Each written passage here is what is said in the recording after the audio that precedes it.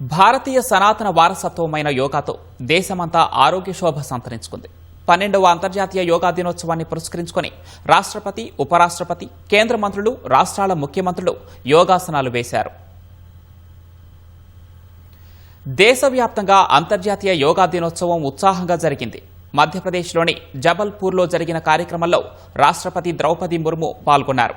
Governor Mangubhai Patel, CM Mohan యాదవ్తో కలిసి రాష్ట్రపతి ముర్ము యోగాసనాలు వేశారు. లడఖ్లోని లేహ్లో జరిగిన యోగా దినోత్సవంలో ఉపరాష్ట్రపతి సిపి రాధాకృష్ణన్ పాల్గొన్నారు. కేంద్ర హోంమంత్రి అమిత్ షా అహ్మదాబాద్లో జరిగిన కార్యక్రమంలో పాల్గొన్నారు. గుజరాత్ సీఎం భూపేంద్ర పటేల్ మాన్సాలో ఏర్పాటు చేసిన యోగా కార్యక్రమంలో పాల్గొన్నారు. ఉత్తరప్రదేశ్ గవర్నర్ ఆనందీబెన్ పటేల్, సీఎం యోగి ఆదిత్యనాథ్ రాష్ట్రంలో వేర్వేరు ప్రాంతాలలో యోగా దినోత్సవ వేడుకల్లో పాల్గొన్నారు. జూన్ 21న అత్యధిక సమయం ఉండే సూర్యకాంతిని అందరూ పొంది ఆరోగ్యంగా ఉండాలని గవర్నర్ ఆకాంక్షించారు.